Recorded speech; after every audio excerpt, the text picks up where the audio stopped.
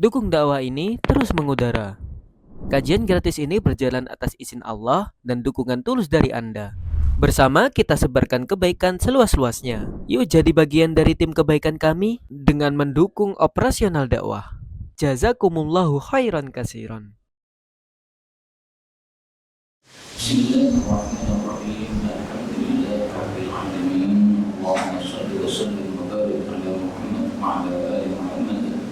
Allahumma anfa'na bima 'allamtana wa 'allimna ma yanfa'una wa zidna ilma wa barik lana fi ilmina warzuqna al-ikhlasa fil qawli wal 'amali kamila wa ilman nafi'an la yunsa wa tawfiqan da'iman wa sihhatan wa yaqinan wa 'afiyatan. Allahumma ighfir lana خير ويسر لنا كل أمور. اللهم انصر المجاهدين وارحم المستضعفين ودمر أعداء الدين واطمس على أموالهم آمين يا رب العالمين. الحمد لله والمسلمين rahimani wa rahimakumullah. Kita lanjutkan kembali pengajian hadis Nabi dari kitab Umdatul Ahkam yang isinya 400 hadis sahih tentang hukum, dan kita sudah sampai pada hadis nomor 244 dalam kitab saya. Faqala al-mu'allif rahimahullah ta'ala wa nafa'ana bihi wa bi ulumihi fid darain amin. Wa 'an ibn Umar radhiyallahu anhuma qala qala Rasulullah sallallahu alaihi wasallam, la yakhdubu, janganlah melamar ahadukum salah satu kalian ada khidbati akhihi, atas lamaran saudaranya sesama muslim, hatta yatuka, sampai meninggalkan al-khatib qablahu, orang yang melamar sebelum dia, atau ya'dana lahu, dia memberikan izin kepada orang tersebut untuk melamar juga. Hadis muttafaqun alaih, dan ini adalah lafal yang diriwayatkan oleh Al-Imam Al-Bukhari rahimahullah ta'ala. Kaum muslimin rahimahullah, hadis ini menunjukkan bahwa kalau ada seorang perempuan sudah dilamar oleh orang lain, maka tidak boleh kita ikut-ikutan melamar dia. Karena kalau kita ikut melamar dia, kemudian dia akhirnya menerima lamaran kita, akhirnya pelamar pertama tidak diterima, itu bisa menyebabkan percekcokan. Maka inti dari hadis ini adalah jangan melakukan sesuatu yang menyebabkan percekcokan. Dalam bab jual beli dihindari perkara-perkara yang menyebabkan percekcokan. Dalam bab pernikahan dihindari perkara-perkara yang menyebabkan percekcokan. Nah, maka supaya tidak terjadi percekcokan, ada orang sudah melamar, biarkan sampai selesai. Dia melamar kemudian ditolak, nah berarti sudah selesai kan, baru kita melamar. Dia melamar diterima, ya sudah, biarkan jadi suami istri. Nah, maka kalau belum selesai, jangan kita ikut melamar. Kemudian kita ambil beberapa faedah. Faedah yang pertama, di sini kata-kata akhi, saudaranya, itu maksudnya adalah saudaranya sesama muslim. Maka akhi di sini bukan saudara, yaitu kakak atau adik, bukan ya, tapi akhi muslim, sesama muslim. Saya punya tetangga muslim melamar seorang wanita, nah maka tidak boleh saya ikut-ikutan melamar wanita yang sudah dilamar. Faedah yang kedua, karena ini adalah yang dimaksud adalah saudara sesama muslim, berarti kalau yang melamar itu adalah orang kafir, maka boleh kita nyelonong, tidak apa-apa. Misalnya ada seorang wanita ahli kitab Yahudi atau Nasrani, itu kan kita lamar sebagai istri kan boleh. Nah ternyata dia sudah dilamar oleh orang kafir juga. Nah, maka kita melihat lebih bagusnya saya yang menikahi wanita ini karena dia sudah tertarik kepada Islam. Nanti kalau saya nikahi, akan saya jadikan dia sebagai muslimah. Meskipun sudah dilamar oleh orang kafir, boleh kita ikut melamar. Kenapa? Karena yang dilarang di sini adalah lamaran akhihi, yang sesama muslim saja. Kalau yang dilamar orang kafir, malah kita boleh untuk melamar. Faedah berikutnya, di sini disebutkan khidbati akhi, wanita yang sudah dilamar oleh orang lain. Dengan istilah lain adalah al-makhtubah, wanita yang dilamar. Wanita yang dilamar itu ada 3 kondisi. Yang pertama muwafiqah, dia setuju dengan lamaran pertama. Di sini sepakat para ulama tidak boleh ada yang melarangnya karena sudah setuju. Kondisi yang kedua, dia ghairu muwafiqah, dia tidak setuju, alias dia menolak. Nah, di sini juga para ulama sepakat bahwa orang lain boleh untuk melamar karena lamaran pertama sudah ditolak. Yang ketiga adalah mutafakkir, wanita yang masih berpikir.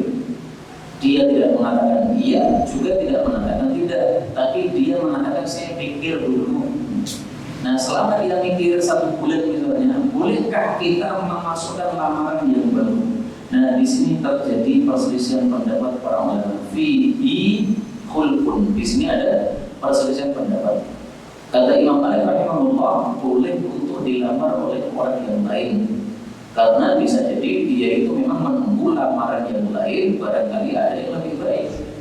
Sehingga dia sengaja menunggu, ya, tidak langsung memberikan jawaban. Kenapa? Pengen ada lamaran yang lain yang lebih baik.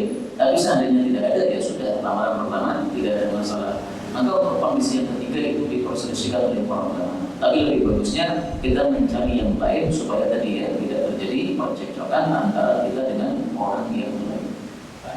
Kalau masih dalam proses ta'aruf, ya, itu terus juga ta'aruf dengan yang lain. sedang proses ta'aruf, kemudian ta'aruf dengan yang lain. Jadi yang ta'aruf yang lain ini yang laki-laki dan perempuan. Dan bisa jadi seorang laki-laki proses ta'arufnya ke sana kemari ini. Nah, kalau itu berarti dia itu mencari mana yang lebih cocok, apakah ini atau ini. Ini kalau diketahui oleh kedua belah pihak mungkin jadi nggak nyaman. Nah, sehingga kalau seandainya itu dilakukan dan menurut saya tidak ada dalil yang melarang, hendaklah jangan menyebabkan ketidaknyamanan. Jangan sampai diketahui.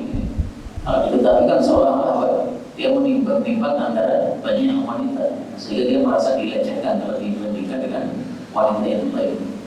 Maka intinya jangan sampai menyebabkan kemadaratan. Berikutnya 2 bab. Wa Sa'd bin Sa'id radhiyallahu anhu qala, ja'at telah datang imra'atun seorang wanita ila Rasulillah sallallahu alaihi wasallam. Faqala, dia mengatakan, ya Rasulullah, jika saya datang, ahadulaka, saya berikan kepada engkau nafsi, diriku. Ini khusus untuk Nabi SAW. Boleh seorang wanita memberikan dirinya kepada Nabi alias rela dengan istri Nabi tanpa ada mahar. Ini khusus Nabi, selain Nabi tidak boleh. Ada orang ngasihkan kepada saya putrinya, nggak boleh. Bolehnya dinikahkan. Kalau dikasihkan artinya gratis, tidak ada maharnya. Dan itu disebutkan oleh Allah dalam ayat Al-Quran secara jelas. Surat Al-Ahzab ayat 20. Wa imra'atan mu'minatan, boleh seorang wanita mukminah memberikan dirinya kepada Nabi SAW jika memang Nabi ingin menikahinya tanpa mahar, bahkan tanpa wali bisa, karena sudah langsung walinya Allah Subhanahu wa Ta'ala. Khalisatan laka min dunil mu'minin. Ini khusus untuk kamu wahai Nabi, tidak untuk seluruh orang beriman yang lain. Nah, maka ini jelas khusus berlakunya untuk Rasul sallallahu alaihi wasallam. Fadador, maka Nabi memandang ilaiha kepada wanita tadi, Rasulullah SAW. Mandangnya bagaimana? Sa'adan nawar fiha. Dia menaikkan pandangan pada wanita tadi. Dia lihat arah kepalanya, kemudian turun ke bawah arah badannya, turun ke bawah arah kakinya. Wasawwabahu, dan beliau menurunkan pandangannya dari atas ke bawah. Kemudian taqa Rasulullah SAW. Rasulullah menundukkan kepalanya alias diam. Ini menunjukkan 2 hal. Yang pertama, seorang laki-laki yang ingin melamar seorang wanita itu boleh melihat wanita tadi dari atas sampai bawah, tapi dalam kondisi dia memakai busana atau menutup aurat. Yang boleh terbuka cuma wajahnya sama kedua telapak tangan. Nah, cukup dilihat wajahnya, cukup dilihat kedua telapak tangannya. Sementara tubuh yang lainnya itu dilihat di luar pakaian. Kalau cocok silakan jadi dilamar, kalau tidak cocok juga boleh untuk tidak jadi dilamar. Kemudian yang kedua, ini menunjukkan Rasulullah orangnya sangat pemalu. Beliau sebenarnya menolak wanita ini, tapi saking malunya Nabi, beliau tidak mengatakan saya tidak mau kepada kamu. seperti ini bisa menyakiti hati orang. Maka Nabi itu kalau tidak mau, itu tandanya beliau diam. Kalau beliau mau, maka beliau mengatakan silakan. Kalau beliau tidak mau, tandanya beliau diam karena saking malunya beliau. Falamma maka ra'atil mar'ah, wanita itu melihat annahu, bahwasanya Nabi lam yaqdi fiha syai'an, tidak memutuskan terhadap dirinya sesuatu apapun, jalasat, akhirnya dia pun duduk. Ini menunjukkan bahwasanya wanita di masa Nabi itu kadang-kadang juga menghadiri majelis Nabi sallallahu alaihi wasallam. Jadi kan Nabi bersama para sahabat lagi-lagi.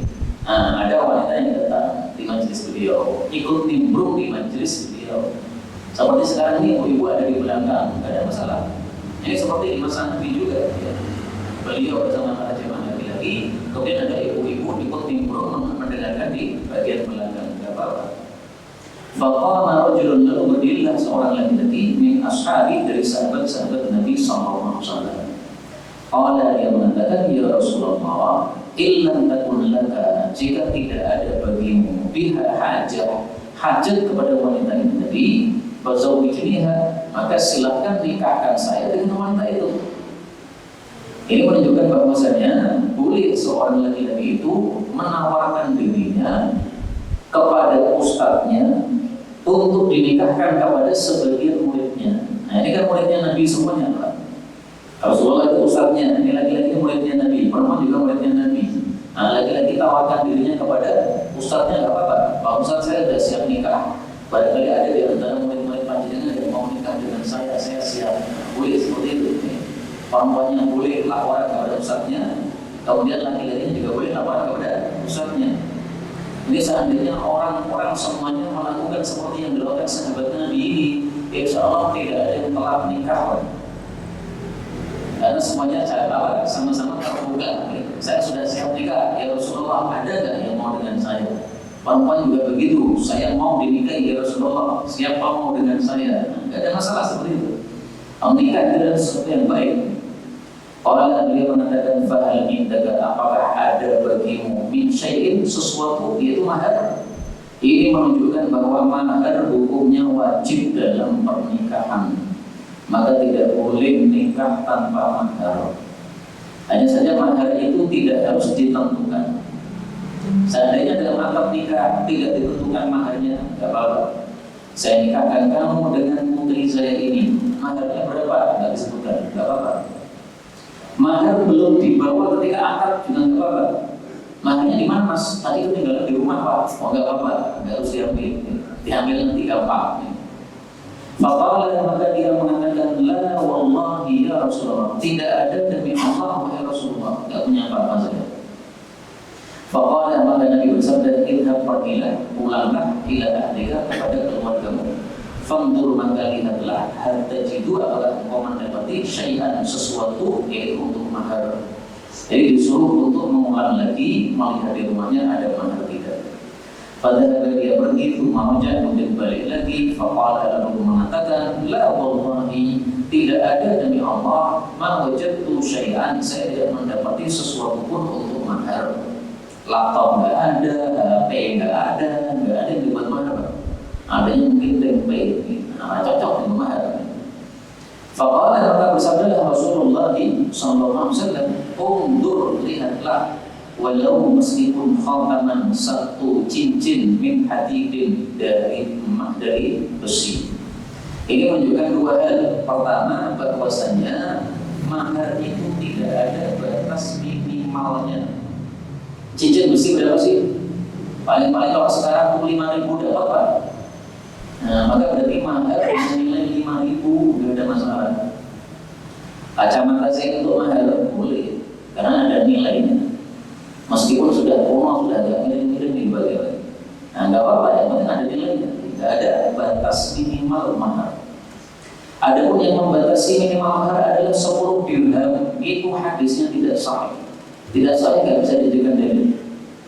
Kemudian ini menunjukkan bahwasanya cincin besi itu boleh dipakai, karena buktinya Nabi mengatakan cari cincin besi. Tapi ini terjadi perselisihan pendapat di antara para ulama, sehingga di sini saya tuliskan mana? Di sini yang saya tuliskan cincin besinya, tapi masalah maharnya. Ya. Menurut Hanafi, mahar itu adalah minimal 10 dirham. Nah, tapi hadisnya dhaif. Juga di sini ada perselisihan yang kedua, apakah boleh memakai cincin besi? Hadis ini dalil bagi yang berpendapat boleh pakai cincin besi. Sementara hadis yang lain mengatakan bahwa cincin besi itu adalah perhiasannya ahli neraka. Berarti apa? Haram. Maka ada dua hadis, satunya menunjukkan boleh, satunya menyatakan tidak boleh. Makanya terjadi perselisihan pendapat di antara para ulama. Lebih bagus kita mengambil sikap hati-hati. Kalau diperselisihkan ya sudah, tidak usah dipakai. Pakai saja cincin yang disepakati boleh. Perempuan pakai cincin emas disepakati ulama boleh. Lagi-lagi cara pakai cincin perak disepakati ulama boleh. Nah, udah yang disepakati aja.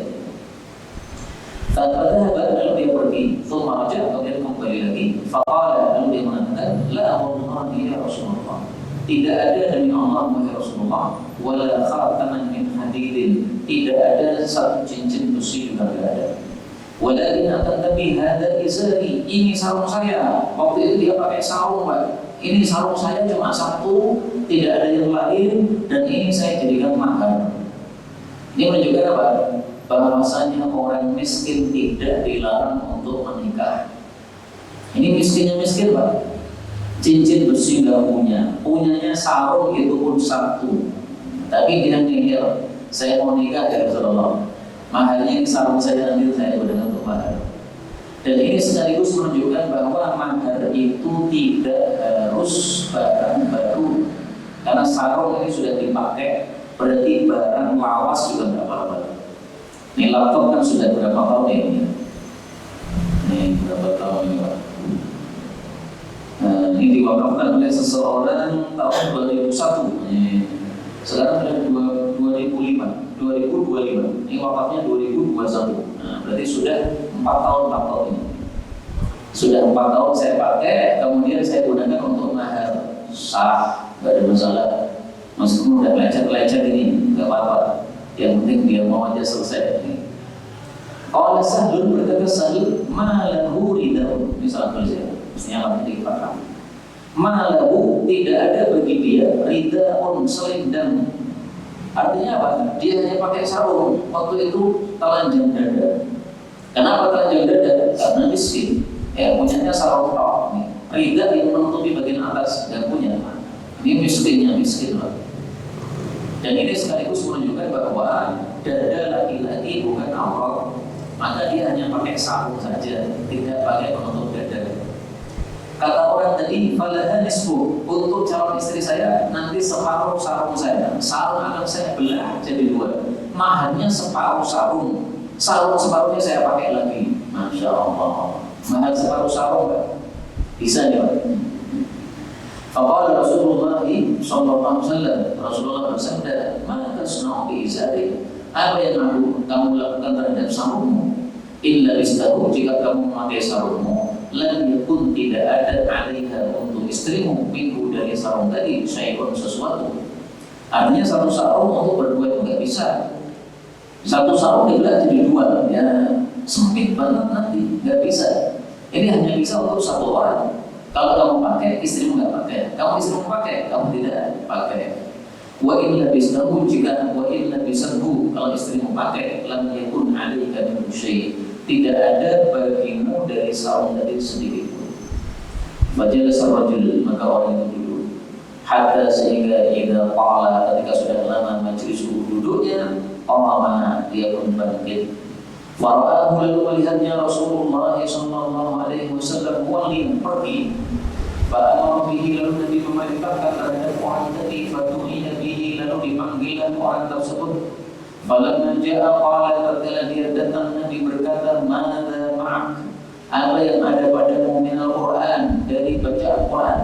Maksudnya kamu hafal surat apa? Kata-kata ma'aka, bersama kamu, itu maksudnya kamu hafal apa? Kenapa hafal diungkapkan dengan kata-kata bersama? Karena kalau kita hafal itu kita kemanapun itu hafalan bersama kita di dalam dada. Kita masuk kamar kecil, ya surat-surat Quran ada dalam dada kita, menyertai kita.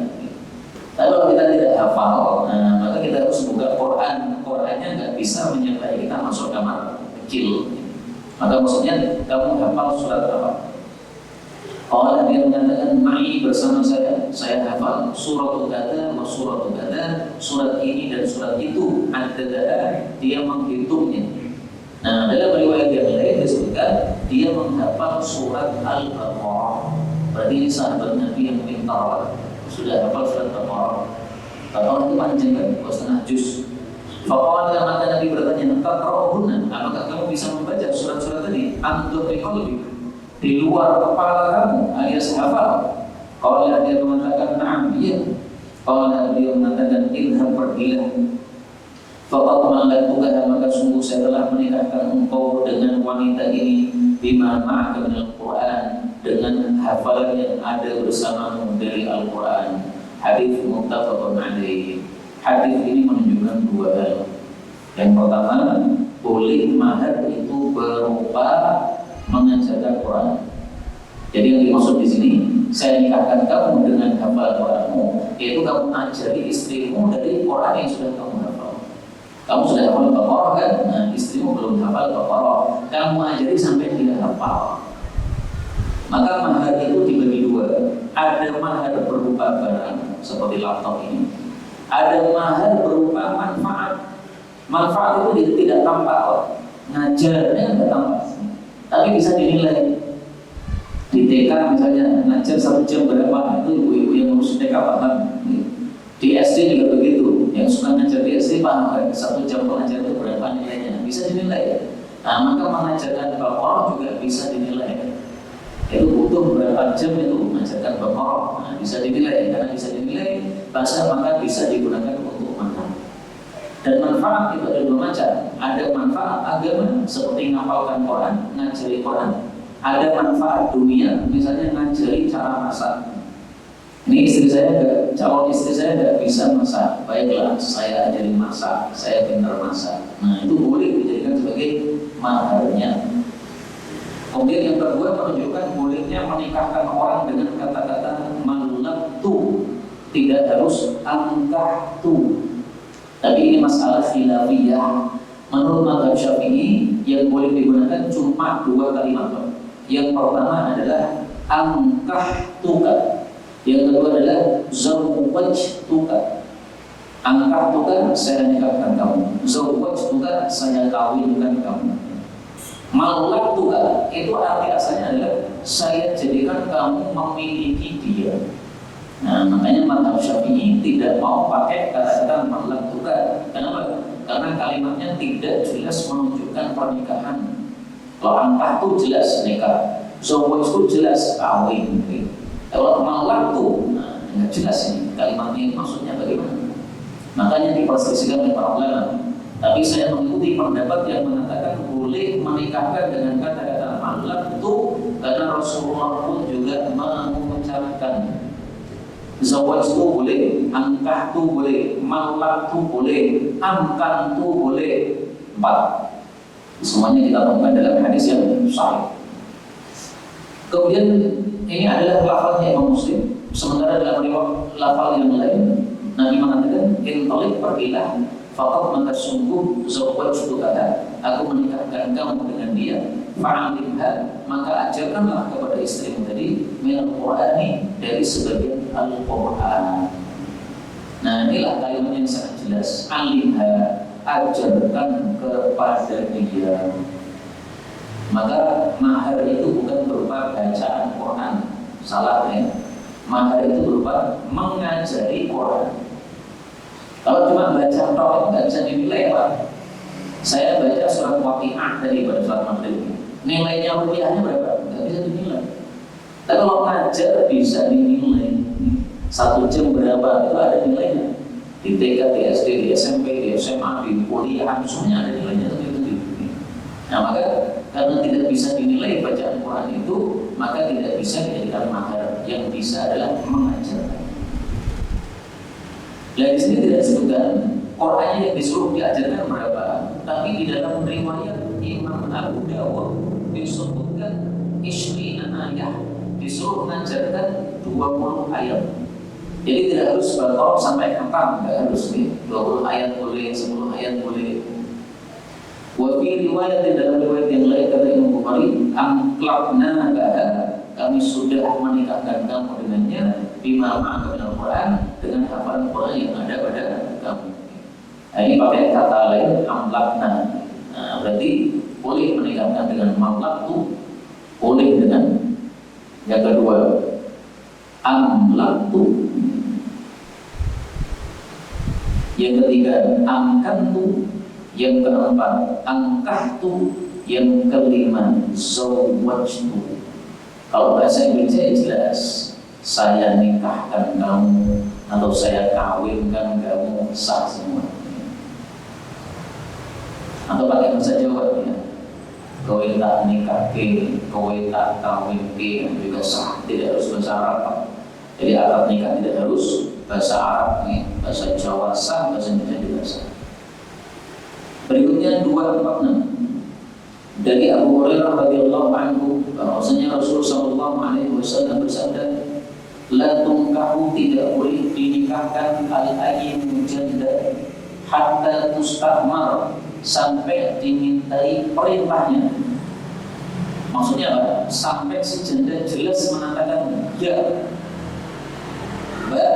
nikah maneh ora, ini wong calon ini.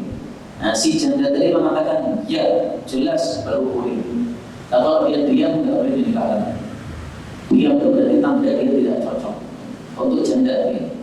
Wala tungkahul bikru, dan tidak boleh dinikahkan perawan itu hatta tusdad, dan sampai dia dimintai izin. Jadi bapak jangan maksa anaknya nikah. Duh, kutu gelem karo iki. Nah, jangan kutu begitu nih. Oh, yang menjalani pernikahan itu adalah putrinya, bukan bapaknya. Kalau malah dia paksa-paksa gimana? Dia mau silahkan, tidak mau juga silahkan. Kalau mereka bertanya, ya Rasulullah, wa kaifa idlaha, bagaimana si perawan ngasih izin, bagaimana? Kalau beliau menjawab, antaskut, bahwa si perawan tadi diam. Jadi diamnya perawan itu setuju, diamnya janda itu berarti tidak mau. Nah, maka harus dibedakan ya antara janda dengan perawan. Kalau perawan cukup diam berarti sudah oke. Kenapa? Karena perawan itu malu, dia mengatakan oke, malu. Akhirnya dia diam saja. Tapi kalau janda sudah tidak malu karena sudah punya pengalaman menikah. Nah, sehingga ketika ditawari dia akan jelas mengatakan ya atau jelas mengatakan tidak. Kemudian dari sini diambil pelajaran bahwasanya wali nikah itu jangan memaksa kepada muwaliyahnya, yaitu wanita yang dia menjadi wali terhadapnya. Baik itu janda, wanitanya tadi, atau perawan, sama saja. Wali nikah jangan memaksa. Makanya Nabi mengatakan tustamar, sampai dimintai perintahnya janda tadi. Tustamar, sampai dimintai izin si perawan tadi. Dalam agama saja kan la ikraha fid din, tidak ada paksaan dalam agama kan. Orang Yahudi mau Yahudi silakan, orang Nasrani mau Nasrani silakan. Tapi nanti kalau langsung neraka ya rasa mati. Tidak ada paksaan dalam agama. Nah, dalam nikah apalagi ini cuma masalah urusan muamalah saja. Berikutnya nomor 7 dari Nafi, dari Ibnu Umar radhiyallahu anhu, dia mengatakan, nah telah mengatakan Rasulullah sallallahu alaihi wasallam an-syighar, dari nikah syighar. Apa itu nikah syighar? Ini nikah model jahiliyah. Kemudian perawi hadis yaitu si Nafi ini menjelaskan, wasyigharu, adapun nikah syighar adalah ayyan zawwijur rajul, bahwasanya seseorang itu mengkawinkan ibnatahu, putrinya, ala atas syarat ayyan zawwijul akhar, bahwa orang lain tersebut juga menikahkan dia ibnatahu dengan putri dia. Dengan kata lain, tukar menukar putri. Saya punya putri, teman saya punya putri. Kemudian teman saya mengatakan kepada saya, Ustaz Azeb, tak kasih putri saya sebagai istrimu, dengan syarat putrimu juga kasihkan kepada saya. Nah, jadi kan tukar menukar putri. Walaysa bainahuma shadaqun, tidak ada mahar antara keduanya. Ini berarti mencurangi wanita. Wanita nikah itu mestinya dapat untung, yaitu ada mahar diberikan kepada dia. Ini malah dia nggak dapat untung apa-apa. Yang untung hanya si laki-laki. Saya dapat istri baru, muda lagi anaknya teman saya. Teman saya juga dapat istri baru, muda lagi anak saya. Nah, berarti yang termarginalkan yang terbalik ini adalah anak-anak perempuan ini. Ini nikah model jahiliyah. Jadi masa jahiliyah itu memang sangat mengkreditkan para wanita. Mereka melecehkan para wanita, dianggap gak ada nilainya. Sehingga terserah mereka mau diapakan. Nah, oleh Islam kemudian dihapus aturan-aturan dolim model jahiliyah. Muttafaqun alaih. Dan keduanya sepakat bahwasanya dari jalur yang lain bahwasanya tafsiran tafsir tadi ucapannya Imam Nafi bukan ucapannya Ibnu Umar. Nah, makanya di sini disebutkan An-Nafi' an Ibnu Umar ya, untuk menjelaskan bahwa penjelasan tentang nikah syukur tadi itu penjelasannya dari Imam Nafi'. Di sini disebutkan ibnatahu, tukar menukar putri, tidak harus putri, Pak. Bisa juga apa? Bisa juga ibnatahu au ukhtahu atau saudarinya. Tukar menukar saudari. Saya punya adik, teman saya juga punya adik. Saya nikahkan teman saya dengan adik saya. Kemudian teman saya menikahkan saya dengan adik dia. Nah, tukar menukar adik. Terus di sini dikatakan tanpa mahar. Muncul pertanyaan, bagaimana kalau pakai mahar? Jawabannya adalah mau pakai mahar mau tidak sama saja, tetap tidak boleh. Kenapa? Karena ini pemaksaan terhadap anak perempuan. Saya maksa anak perempuan saya supaya nikah dengan teman saya. Teman saya maksa anak perempuan dia untuk nikah dengan saya. Nah, paksaan itu meskipun ada mahar sama saja. Karena memaksa berarti mengharuskan apa? Mau dengan laki-laki tadi. Kalau itu adalah sesuai dengan kehendaknya si perempuan masing-masing, tidak ada masalah. Apa namanya? Bukan ada paksaan. Maka di sini tidak adanya mahar itu adalah menzalimi si wanita. Kemudian meskipun ada mahar tapi paksaan itu adalah tidak boleh. Maka yang pertama tidak boleh karena tidak ada mahar, yang kedua tidak boleh karena paksaan. Berikutnya 248.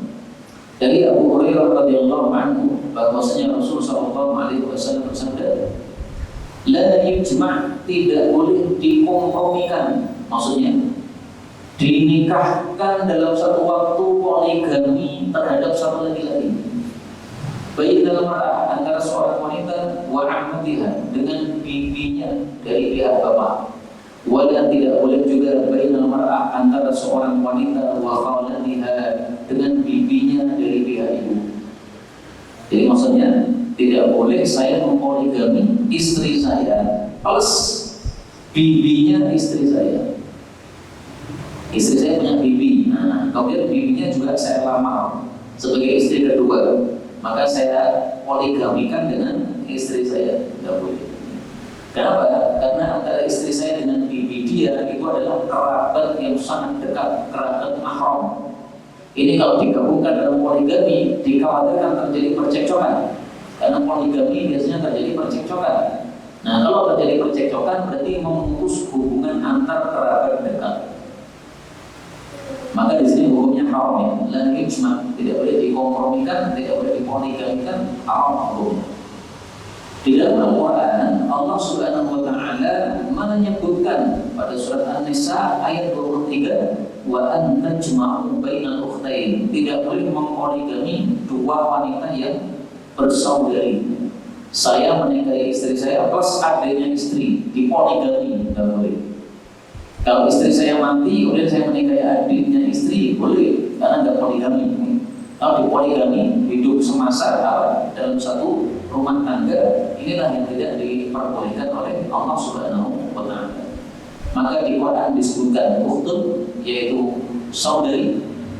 Sementara dalam hadis disebutkan ammatun, yaitu bibi dari pihak bapak, dan khalatun, bibi dari pihak ibu. Berarti tiga yang dilarang oleh Allah Subhanahu wa Ta'ala. Tapi ini tidak ada tiga. Ini maksudnya adalah semua yang mahram tidak boleh dipoligamikan. Saya menikahi seorang perempuan plus ibunya perempuan tadi. Saya nikahi dua-duanya, tidak bisa. Kamu pilih salah satu, ibunya atau anaknya. Lalu ibunya kau. anaknya tok, nggak bisa dipoligamikan, nggak bisa. Kenapa? Karena ini adalah mahram. Kalau tidak mahram, maka masih boleh. Saya nikahi istri saya plus sepupunya istri saya, nggak apa-apa. Karena istri saya dengan sepupunya dia itu tidak mahram. Nah, sehingga saya poligamikan dengan sepupu dia boleh, tapi kurang bagus. Kenapa kurang bagus? Sama sebabnya, yaitu dikhawatirkan terjadi percekcokan. Padahal ini masih ada hubungan kerabat, dan kerabatnya tidak sampai mahram tadi. Ya. Kalau dengan bibi, dengan saudari ini kan mahram, dengan sepupu tidak mahram. Maka hukumnya tidak sampai kepada haram untuk yang sepupu tadi. Ini yang dapat kita pelajari betul dari Allah. Menurut untuk pernikahan antar kerabat ya. itu ada yang mengatakan sebaiknya dihindari. Dengan alasan kalau terjadi perceraian biarkan nanti sampai tidak terjadi perselisihan atau Ya. Ada yang mengatakan bahwasanya menikah dengan kerabat sebaiknya dihindari. Alasannya, kalau seandainya terjadi perceraian, maka nanti bisa menyebabkan putus hubungan kerabat. Maka ini pendapat seperti ini ya bisa dipakai, tapi tidak bisa untuk menetapkan hukum, Pak. Karena tidak adanya larangan dari Rasulullah SAW. Rasulullah tidak pernah melarang jangan menikahi kerabat kamu sendiri, tidak ada. Tapi hendaklah orang itu sebelum menikahi kerabat itu dipikir betul-betul, apakah kira-kira nanti ada madrasah. Adik saya ada Pak yang menikahi kerabat. Adik saya nikahi anaknya Budi. Nah, berarti yang nikahi sepupunya. Nah, sebelum menikahi sepupunya itu konsultasi dulu sama kiainya. Katanya Pak Kiai ya silakan, nggak ada masalah. Tapi hati-hati, jangan sampai ada gesekan, akhirnya nanti malah putus kerabat. Nah, maka dipikir masa-masa. Kira-kira kamu kalau nikahi sepupu kamu nanti terjadi percekcokan tidak? Kalau kamu bisa menjaga, ya artinya ngalah dengan istrimu atau istrimu ngalah dengan kamu, nah bisa saling menjaga, akhirnya tidak terjadi percekcokan, tidak terjadi perceraian, ya nggak ada masalah. Jangan ada gesekan dengan mertua, karena mertuanya bude kita sendiri. Hati-hati. Ya. Maka adalah ngalah kalau kawan menikahi kerabat, ya. Mudah ngalah, mudah sabar supaya tidak ada percekcokan atau pertentangan antar kerabat tersebut. Jadi hukumnya tetap mubah. Kalau mau dihindari karena khawatir itu tidak ada masalah. Ada pun yang mengatakan kalau kerabat menikah dengan kerabat nanti anaknya jadi lemah-lemah, loyo-loyo, lembek-lembek, itu hadisnya tidak ada yang sahih. Ali menikahi Fatimah ini kerabat dekat. Yang muncul orang-orang hebat, Hasan, Husain, Muhsin, orang-orang hebat semua. Nggak ada masalah, bukan orang-orang yang loyo. Hanya bedanya kalau Hasan itu wataknya ngikuti Nabi, lemah lembut, ngalahan.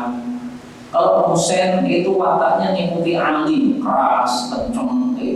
Nah, sehingga Husain itu memimpin peperangan kepada Yazid bin Muawiyah. Karena dianggap Yazid ini pemerintah yang tidak sah. Dan kalau Husain malah mengalah, dia sudah sah jadi khalifah, khilafahnya malah diberikan kepada Muawiyah. Udah Muawiyah, kamu saja yang jadi khalifah, saya tak lengser. Kenapa dia ngalah? Supaya tidak terjadi pertumpahan darah antar umat Islam. Nah, jadi satunya diikuti Nabi wataknya, ya. Satunya mengikuti Ali. Kalau mengikuti Nabi berarti mengikuti kakeknya dari pihak ibu. Kalau mengikuti Ali berarti mengikuti bapaknya langsung. Nah, maka tidak ada masalah nikah dengan kerabat tidak menyebabkan anak-anak jadi lemah-lemah, loyo-loyo. Tidak ada hadis yang sahih dalam bab ini. Wallahu a'lam bishawab. Alhamdulillahi rabbil alamin.